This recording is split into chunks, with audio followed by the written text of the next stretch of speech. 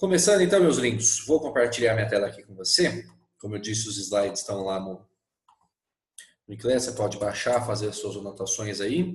Mas vamos bater um papo esperto sobre alguns dos principais fenômenos ondulatórios que a gente tem aí, tá? Tem muitos conceitos, pessoal, que estão por trás dessa parte aí dos fenômenos. Algumas questões de vestibular cobram o fenômeno puro, né? Por si só, o Enem, pessoal, o Enem adora isso aqui, o Enem adora. Ano passado, a gente vai conversar ainda mais sobre isso. A gente já teve até um momento para falar, né, na virada do semestre. A gente conversou um pouco aí sobre os tópicos que mais aparecem, né, nos vestibulares e no Enem.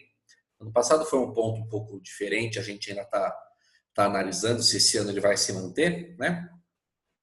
Mas esse é um tópico dentro do ondulatório, é um dos preferidos aí do Exame Nacional do Ensino Médio, tá? É um conceito amplo, porque tem vários exemplos aí, mas é de aplicações práticas, no sentido de uma situação prática, né, que é explicar através de algum fenômeno, e a gente vai ver quais a gente tem aqui. Tá? Selecionei os principais aí, que são os que também têm aparecido em vestibulares. Tá? Pessoal, antes da gente falar sobre os fenômenos propriamente dito, vamos entender algumas coisas gerais aqui. Tá? Todos os fenômenos, pessoal, todos os fenômenos, ou todas as ondas, né, estão sujeitas a todos os fenômenos. Não existe restrição, sabe? Esse fenômeno só acontece com o som. Esse fenômeno só acontece com a luz. Esse só acontece com mecânica, esse só acontece com longitudinal? Não. Não existe restrição de natureza, né, de eletromagnética, de mecânica, e nem de formato, no sentido lá da longitudinal e da transversal. Todas as ondas estão sujeitas a todos os fenômenos. É claro que alguns deles a gente estuda mais específico, um tipo mais específico outro, às vezes é um pouco mais fácil a gente enxergar, mas todos eles acontecem. Você pegar, por exemplo, o ultravioleta sofre a mesma coisa que o som sofre, que o Wi-Fi sofre, que a onda em corda sofre. Fenômenos ondulatórios gerais. Tá? Então você pega, por exemplo, reflexão e refração, né, que foram fenômenos que a gente já estudou na parte de ótica, na parte da luz. Agora a gente vai ver que o som, o que é reflexão do som? O que é refração do som? Né? Então perceba que não existe, né, restrição do tipo da onda que vai estar sofrendo o fenômeno. Todas elas estão sujeitas aos fenômenos que a gente vai estudar. Alguns deles parece que vai ser um pouco repetido, como é o caso da reflexão, mas a gente vai ver algumas particularidades na aula de hoje aí, tá? Então vamos começar falando da reflexão. Da luz, reflexão da luz a gente já estudou no bimestre passado na óptica, né? Raio incidente reflete na superfície, forma o ângulo de incidência, ângulo de reflexão. Estes ângulos com relação à reta normal são iguais, né? A gente viu propriedade de espelhos lá, o funcionamento desse instrumento que é baseado na reflexão, e isso a gente deixou não para trás, né? Mas nós já conversamos no bimestre passado. Agora, pessoal, vamos falar, por exemplo, sobre o som. Outras ondas têm algumas particularidades no que diz respeito à reflexão. Mas o som ela é uma onda muito interessante porque tem muita coisa prática sobre reflexão do som que a gente tem no dia a dia. Você há de lembrar, quando a gente comentou sobre cores, sobre reflexão, teve uma frase que eu falei mais ou menos assim, vamos ver se você lembra.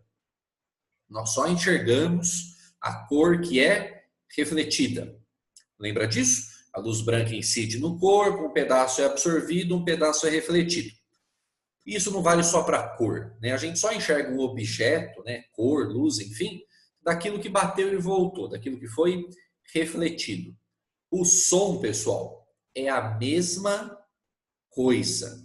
Nós só escutamos aquilo que foi refletido, tá? A gente só escuta aquilo que é refletido.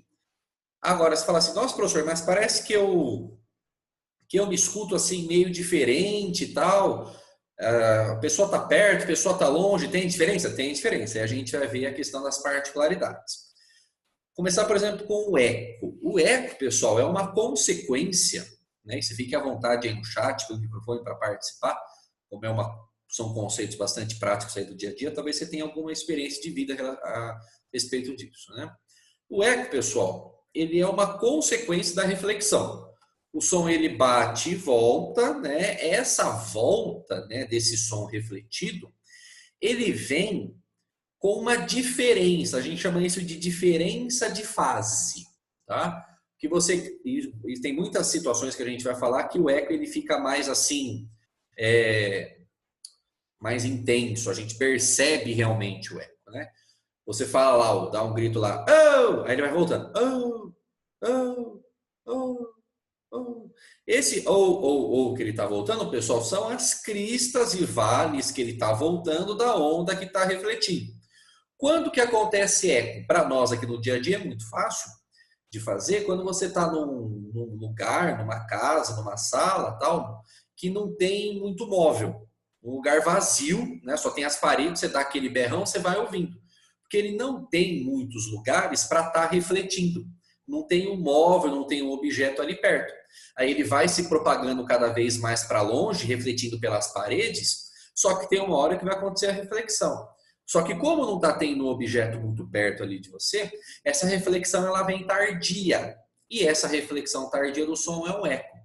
Tem inclusive uma conta, pessoal, que a gente faz, depois a gente pode fazer até com calma, que existe uma distância, olha que negócio interessante que eu vou te falar, que existe uma distância mínima para que aconteça eco.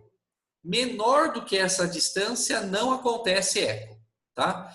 É 17 metros, tá? 17 metros é a distância mínima para que aconteça eco, tá? Depois a gente vai mostrar de onde que vem esse valor. Tem algumas situações, pessoal, que o eco ele acontece de forma ainda mais intensa ou mais famosa, né? Quando você vai dar um grito lá num desfiladeiro, né, num buracão lá, né, num penhasco, como não tem nenhum objeto perto, você ouve o eco, é muito conhecido isso, né? Em estádios de futebol, né, tem gente que, não sei se você já foi, né, na Arena da Baixada, aí, um estádio famoso aqui em Curitiba, você tem lá a torcida, um pedaço lá da torcida organizada, e você tá lá na arquibancada lá do lado. Aí tem aquela parte do grito de guerra lá da torcida que um fala e o outro repete. Você demora um pouco para ouvir, que o cara tá um pouco longe, né? A acústica não colabora muito, né? Um lugar aberto, aquela coisa tal. Você demora um pouco para ouvir. Aí fica aquele gap lá de 3 segundinhos, chega em você e você responde, né? Isso é eco, tá? É uma consequência da reflexão, tá?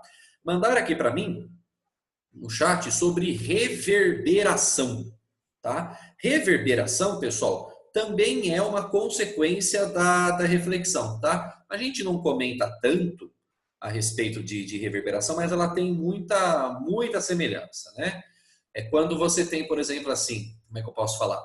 O tempo, né, ele não é suficiente para você distinguir realmente, né, o efeito do som original do som refletido. Ele é muito parecido com eco. Tem muitos que tratam isso como sinônimo, na verdade, né?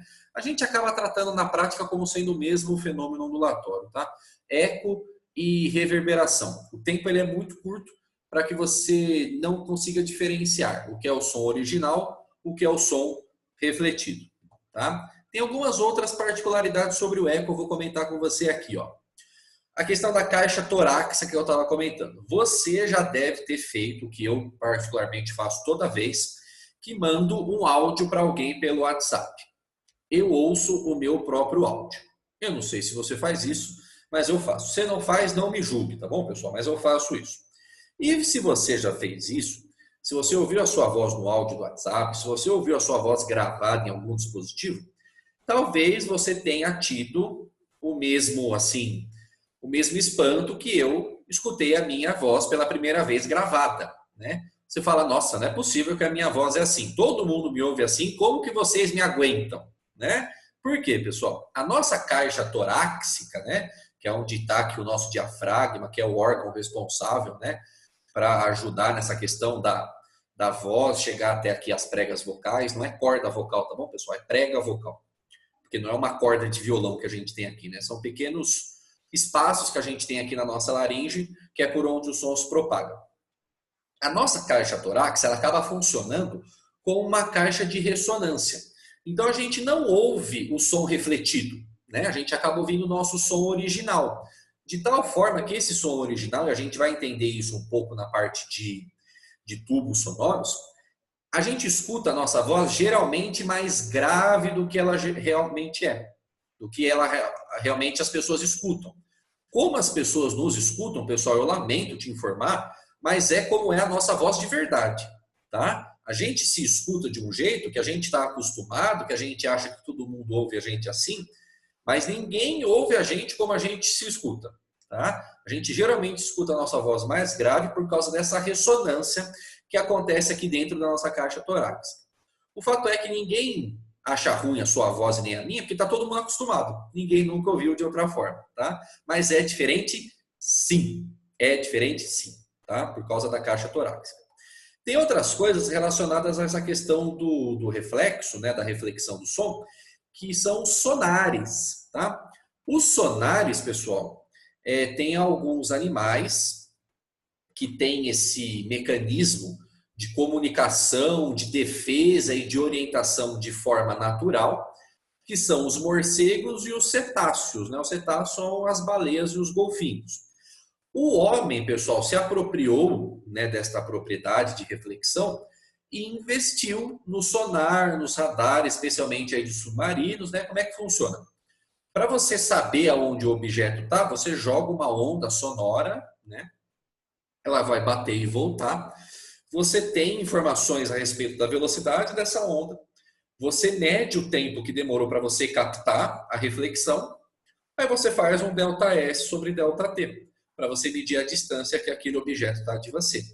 O morcego, pessoal, ele é cegueta de tudo. Enxerga muito mal, né?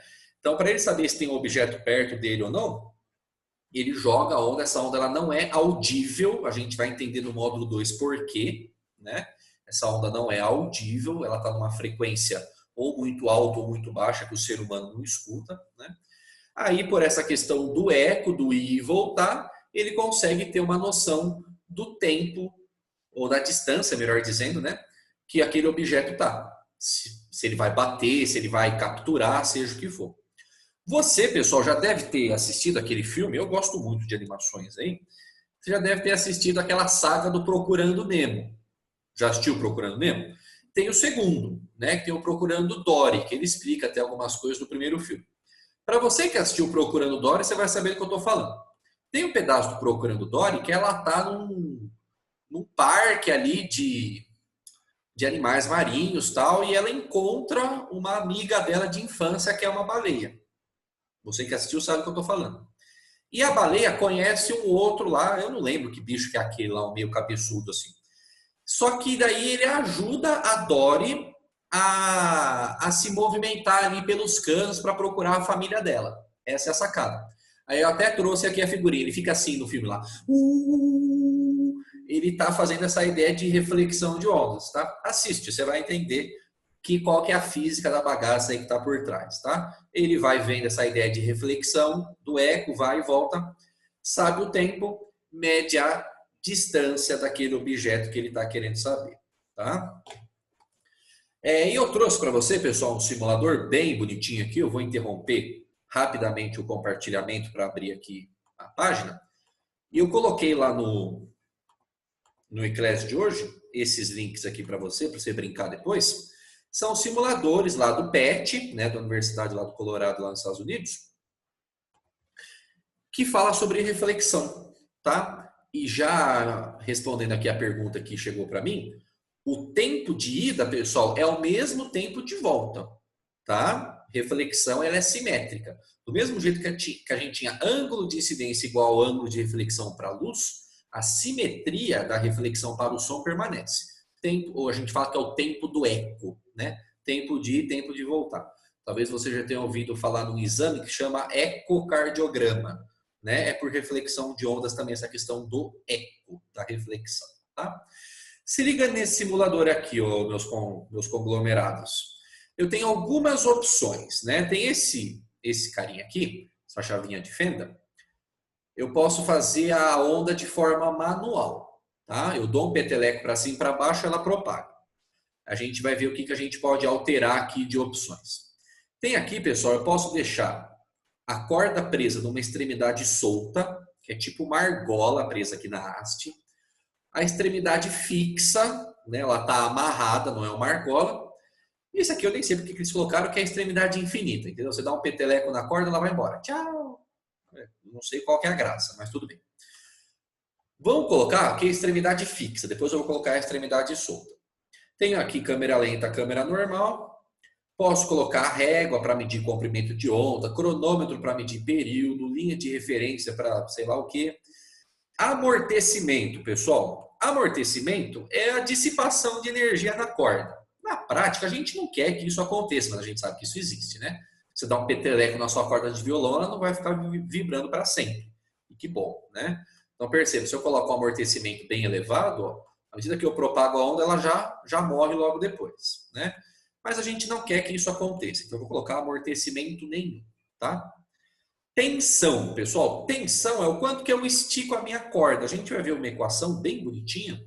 O pessoal aí que toca instrumento de corda sabe que você tem que afinar o seu instrumento com aquela tarraxinha, que eu não sei qual é o nome profissional oficial daquela bagaça, mas é um negócio que você aperta e solta de tal forma se a sua corda ela vai ficar mais solta ou mais presa, né? Eu acho que alguém me mandou o nome aqui, ó. É tarraxa mesmo, então eu acertei, beleza. Você solta mais, você solta menos, você está mudando a tensão, a tração na corda. E isso influencia na propagação. E para o som influencia do jeito que a gente escuta, tá? Então percebe a diferença, ó. Uma tensão alta na corda, olha como ela se propaga. Ela se propaga dessa forma aqui. Agora, se eu coloco uma tensão bem baixinha, é claro que é exagerado, né, pessoal? É só um simulador. Ela vai se propagar desse jeito aqui, tá? Então a gente vai colocar uma tensão aqui intermediária, pode ser? Se liga o que acontece. Quando eu tenho uma extremidade fixa, quando eu tenho uma extremidade solta, vai acontecer reflexão. A onda vai bater e vai voltar. Quando a extremidade está fixa, pessoal, olha o que aconteceu. Ó. A onda voltou, só que ela voltou como? Ela voltou de ponta cabeça. Concorda comigo? Isso aqui, pessoal, tem um nome, né? Na parte de ondulatória, a gente chama isso de inversão de fase. Tinha uma fase que era para cima, veio uma fase para baixo. Tá? Você aprendeu um pouquinho lá em trigonometria, função seno e cosseno, que você pode fazer isso, né? Quando você acrescenta um ângulo ali, uma fase inicial, você translada a onda, você consegue transformar um seno num cosseno, enfim, só tentando fazer alguma analogia com alguma coisa que você estudou. Isso é inversão de fase, quando a extremidade é fixa. Agora, quando a extremidade é solta, pessoal, a argolinha, olha o que acontece, ó. Quando ela reflete, ela volta. Só que ela não volta de ponta cabeça. Ela volta sem inversão de fase. Nesse manual, nesse carinha manual que eu tenho aqui, ele é uma extremidade fixa. Então, ele inverte.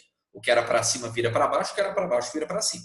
Mas na argola, na extremidade solta, não há inversão de fase. Ela bate e volta do mesmo jeitinho que ela estava vindo. Tá? Outro carinha, pessoal, que a gente pode ver aqui é o pulso nesse simulador. Extremidade fixa e solta não vai mudar a nossa brincadeira. O que eu quero te mostrar é como isso tem relação com o que a gente viu na aula da semana passada. Porque olha as grandezas que eu tenho aqui. Ó. Eu tenho amplitude e tenho duração do pulso. Lembra o que é amplitude, criança? É o tamanho da onda. Lembra disso? É a distância do zero até a crista ou do zero até o vale. Então se liga na diferença. Vou deixar a extremidade solta, tanto faz. Vou colocar uma duração mais intermediária, depois eu vou mudar a duração do pulso, tá bom? Sem amortecimento, tensão intermediária. Olha, pessoal, um pulso com amplitude pequena, 0,30 aqui, ó. Dá uma ligada. Você percebe? A altura dele é pequena. Isso é uma amplitude pequena. Percebeu? Ele está fazendo aqui a reflexão do jeito que a gente já viu. Agora, se eu aumento a amplitude, é o tamanho da onda que vai mudar. Olha aqui, ó. Percebeu? É a amplitude que eu mudei. Mas perceba que a duração do pulso não mudou. O que é a duração do pulso? Agora não é o tamanho vertical. É uma questão agora horizontal. A duração do pulso, pessoal, nesse caso aqui é o período. Né? É o tempo que leva para o pulso realizar o ciclo completo. A duração do pulso tem relação com o comprimento de onda. Acontece que a duração do pulso é tempo e o comprimento de onda é distância, é metros. Né? Mas perceba, ó, gravou mais ou menos o tamanho desse pulso aí? Com 0,5 segundos? Eu vou mudar. Vou colocar um pulso bem longo aqui, ó. Vou colocar 1 segundo, tá bom? Olha o que vai acontecer. Ó, o tamanho dele na vertical não mudou, mas olha o tamanho horizontal. Ele ficou um pulso mais alongado. Ele é um pulso longo, é o tamanho da onda na horizontal que a gente está mudando. Se eu coloco um pulso curto aqui, ó, a duração do pulso pequenininha, aqui, ó, é bem rapidinhozinho aqui, tá vendo?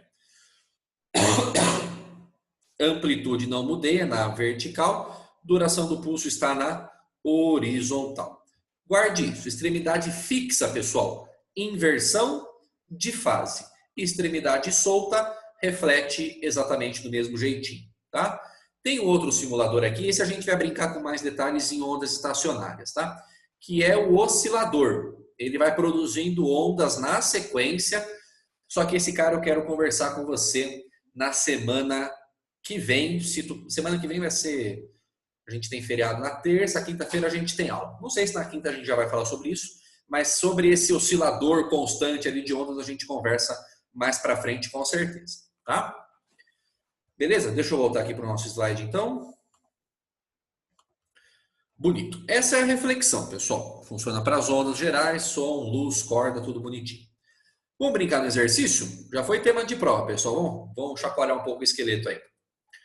Vamos falar sobre sonar, né? Reflexão, vamos falar sobre sonar. Um sonar está localizado na superfície de um grande lago e emite ondas com frequência de 8 kHz.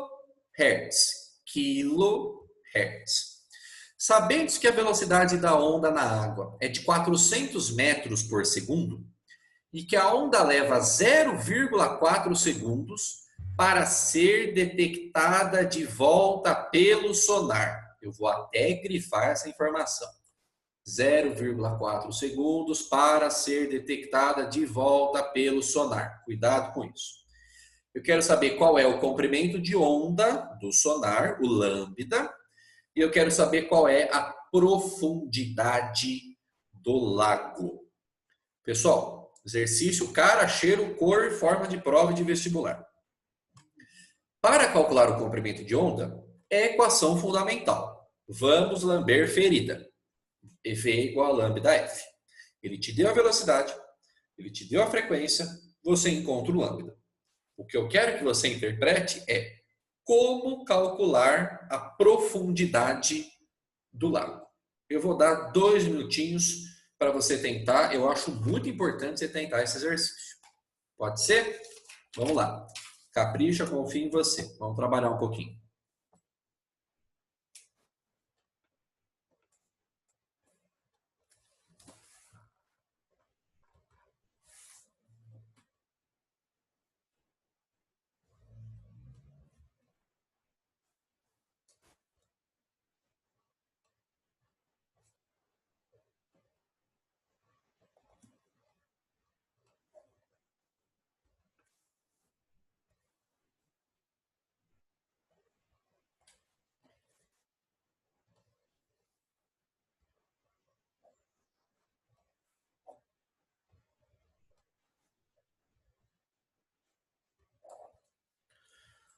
Deu aí? Já fiz o meu aqui. E você? Tem resposta chegando aqui. Tem que transformar um detalhe da frequência, pessoal, porque a frequência está em kHz. Vamos lembrar? Quilo, mega e giga. Lembra desses caras? O quilo é 1000, o mega é milhão e o giga é bilhão, tá? Fiquem bem atentos aí com esses caras que vira e mexe aparece, tá bom?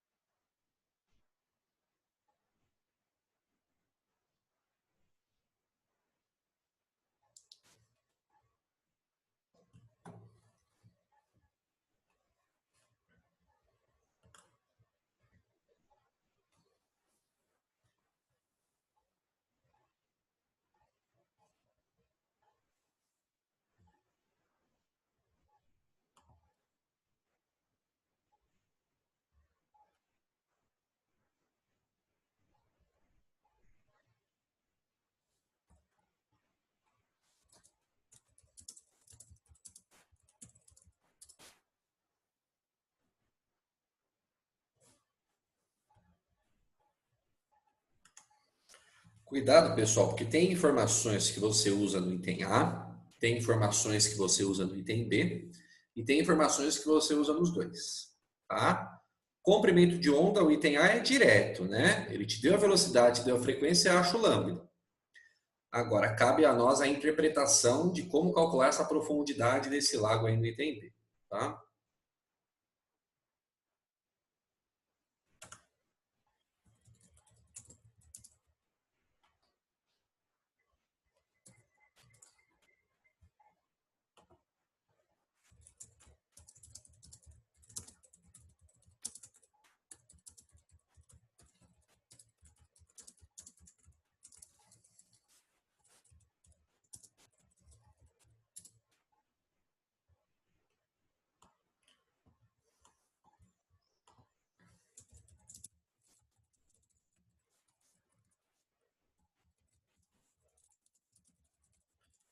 Respondendo o pessoal aqui que está me mandando.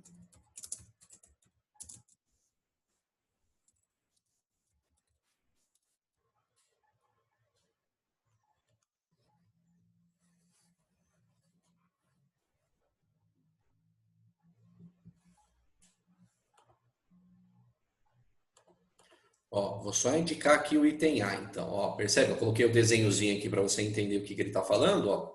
Barco na superfície ali do lago, joguei o sonar, joguei a minha onda sonora, 0,4 segundos para ela ser detectada de volta. Ou seja, pessoal, 0,4 segundos é o tempo que a onda vai e volta, né? É o tempo do eco, é o tempo da reflexão. Isso é determinante, é decisivo para a compreensão, para a resolução do item que pergunta a profundidade do lago, tá?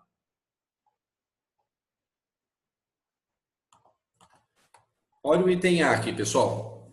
V igual a lambda F, para a gente seguir aqui um pouquinho. Sei que você está tentando aí, bastante gente me mandou. Vamos tomar cuidado só com as unidades, né? Unidade no sentido ali dos números, né? Porque não precisa converter nada, né? É só o submúltiplo, ó.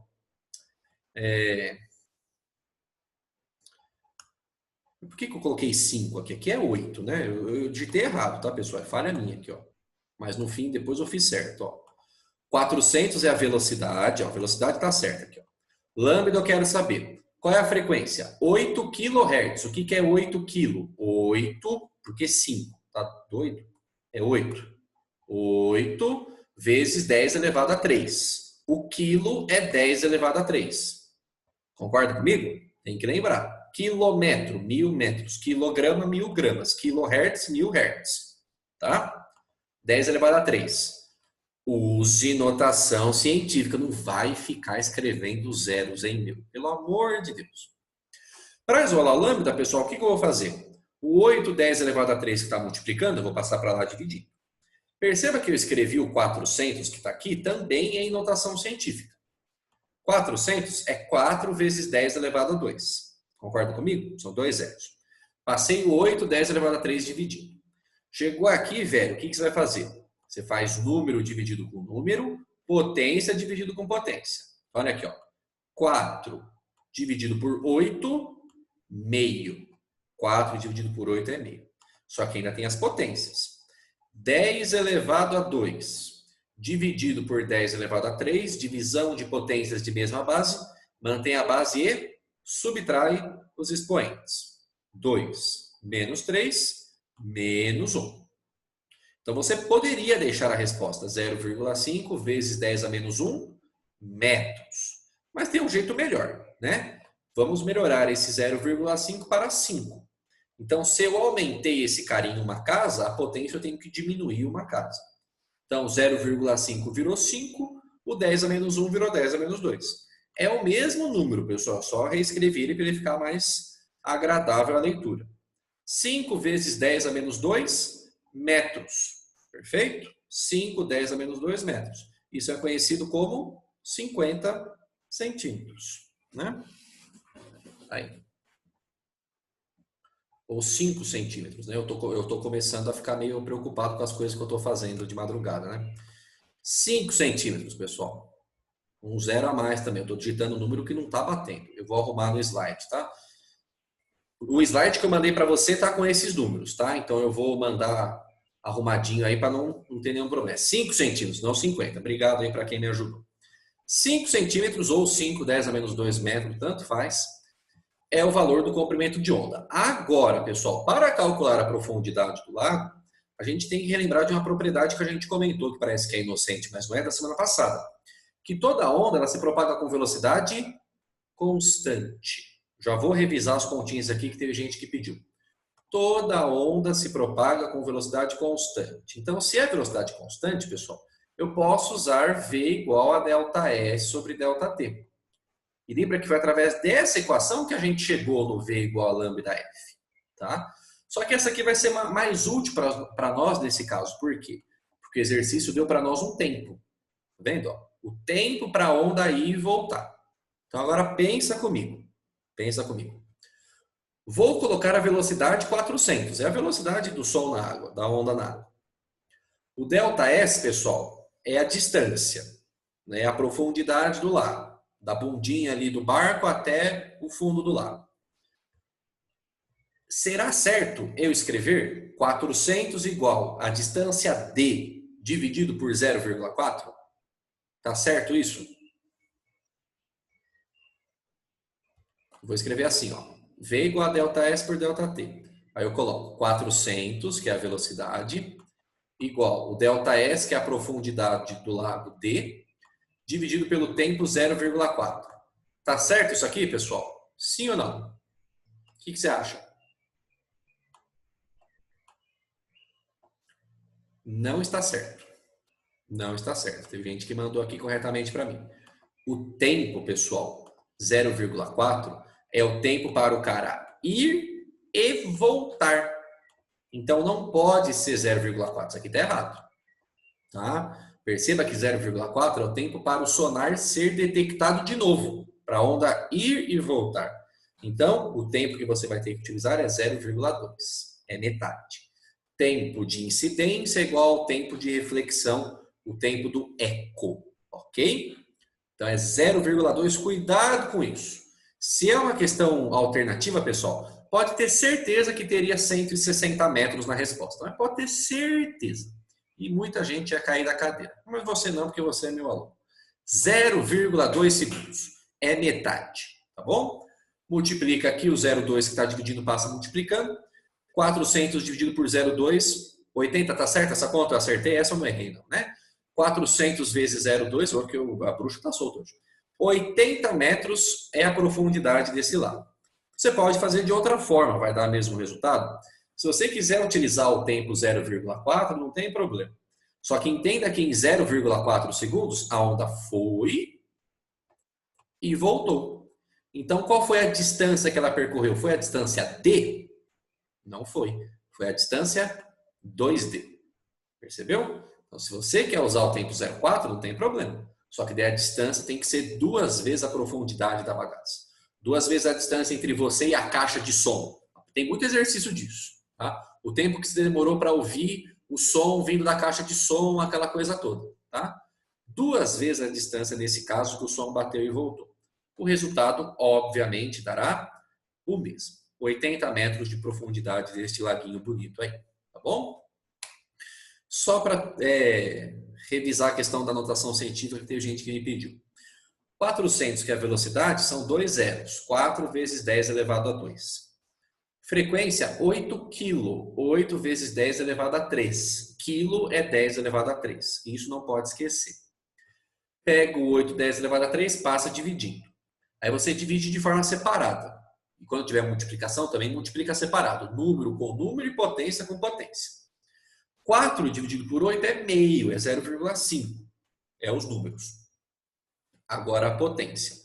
10 elevado a 2 dividido por 10 elevado a 3 é subtrai os expoentes. 2 menos 3 menos 1. Então, você pode deixar a resposta assim, não está errado. 0,5 vezes 10 elevado a menos 1 metros. Para ficar de um jeito mais bonito, a gente deixa a mantissa, né, entre 1 e 9,9. Então, 0,5 eu arrumo para 5. De 0,5 para 5, eu não aumentei uma casa. A vírgula andou uma casa para a direita, eu multipliquei por 10. Então, para compensar o número, para o número não mudar, a potência eu tenho que diminuir uma casa. A vírgula tem que andar uma casa para a esquerda, eu tenho que dividir por 10.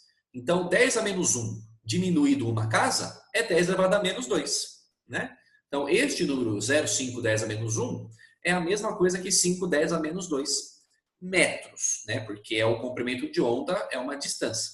Se quiser deixar em centímetros, né? É 5, não 50. Eu escrevi errado. 5 centímetros é uma outra forma de escrever o comprimento de onda, mas depende de como o exercício pediu. Não tem uma mais certa do que a outra. Tá? Tudo bem, pessoal? Deu para pegar a ideia? Então, o mais importante desse exercício é você entender essa questão da reflexão. Se é o tempo total, o tempo do eco, a onda foi e voltou. Percorreu 2 vezes a distância. Tá? É importante isso para a gente. Vamos adiante, pessoal. Vamos falar sobre interferência. Interferência é um outro fenômeno ondulatório bem famoso, né? A gente ouve bastante aí no dia a dia, né? Que quando você está passando aí, está indo para algum lugar, né? Está ouvindo rádio, geralmente estrada é onde mais acontece isso. Aí começa aquele chiado lá, né? Vai falar, essa rádio tá com interferência, né? A rádio pirata, aquela coisa toda, né? O fato é, pessoal, aquilo é um fenômeno de interferência, eu concordo, né? Mas a gente acha que interferência é uma coisa que só atrapalha a onda. E isso não é verdade, tá? Tem interferência que atrapalha, mas tem interferência também que ajuda, é o mesmo nome, tá? O que vai mudar é o sobrenome do fenômeno, tá? Alguns autores, pessoal, alguns livros chamam esse fenômeno de sobreposição, tá? Ao invés de interferência, sobreposição de ondas. Uma onda por cima da outra. Uma pode anular a outra ou pode somar com a outra, tá? Essa sobreposição de ondas, pessoal, lembra daquela expressão que eu mencionei para você lá da reflexão? Que a onda vai estar fora de fase, no sentido que a fase inverteu, que a onda está de ponta cabeça? Um pulso para cima ou um pulso para baixo.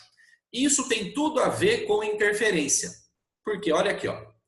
Tem 2 tipos de interferência, pessoal. 2 tipos de interferência. Quando as ondas se ajudam, quando elas vão se somar, a gente chama esse fenômeno de interferência construtiva. Você está construindo uma onda somando 2 iniciais. Ou mais do que 2. Geralmente a gente põe só 2, né? Só que tem aquele caso, pessoal, que as ondas se atrapalham. Aí você vai subtrair uma onda da outra, vira uma interferência destrutiva. Dentro da destrutiva, eu posso ter um caso especial, que é a chamada interferência totalmente destrutiva. Eu mato a onda, mato zeradinho. Ela fica retinha assim, ó. Entendeu? Então você pega a onda azulzinha, você vai juntar com a onda vermelhinha.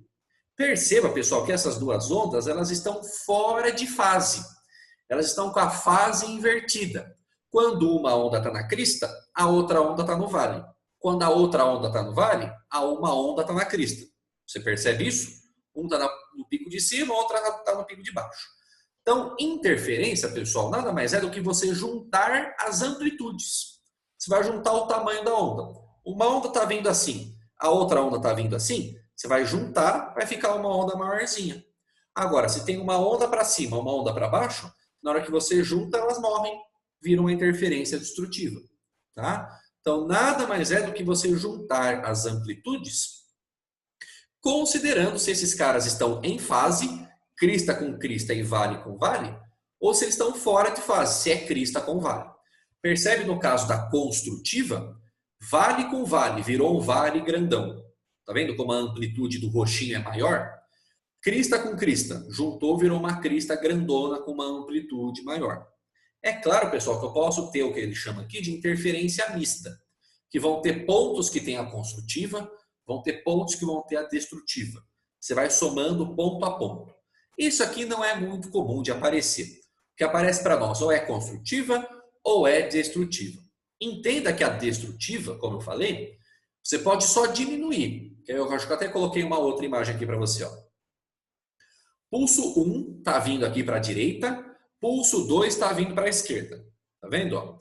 Na hora que vai acontecer a interferência, pessoal, a interferência desses caras ela é destrutiva. Porque tem um pulso para cima, tem um pulso para baixo. Então pensa que a amplitude do carinha 1 é uma amplitude positiva. E a amplitude do carinha 2 é negativa. Como o carinha 1 era maior do que o carinha 2, vamos chutar valor, Esse aqui era 5, esse aqui era 3. Sei lá. Vai ficar 5 menos 3 virou 2. Só sobrou 2 na parte de cima. Tá? Essa é a sacada. É juntar as amplitudes. Nem sempre vai anular a destrutiva. Pode sobrar um petelequinho para cima, um petelequinho para baixo. Se anular tudo, pessoal, o nome dessa interferência é totalmente destrutiva. Totalmente destrutiva. Tá? E no simulador do PET, pessoal, tem mais detalhes naquele mesmo lá de reflexão. Tem mais detalhes para a gente falar sobre interferência. Eu vou mostrar para você. Tá? Deixa eu voltar para lá. Olha aqui, ó. Vou colocar no pulso, sem amortecimento, tensão intermediária. Vou colocar um pulso aqui, duração intermediária. Amplitude aqui assim. Deixa eu ver se ficou legal esse tamanho. É que tá em câmera lenta. Tá, pode ser. Ó, um pulso bonitão aqui, tá bom, pessoal? Eu vou deixar com a extremidade solta, tá bom? Com a extremidade fixa é muito parecido, mas se liga na ideia. A extremidade está solta. Então, o que vai acontecer? A onda vai voltar sem inverter a fase. Né? Ela vai ficar para cima. Só que quando essa onda estiver chegando, pessoal, eu vou apertar de novo aqui o cliquezinho do pulso. Então, a gente vai ter um pulso vindo para a esquerda, um pulso vindo da direita, eles vão se encontrar no meio do caminho. Olha o que vai acontecer.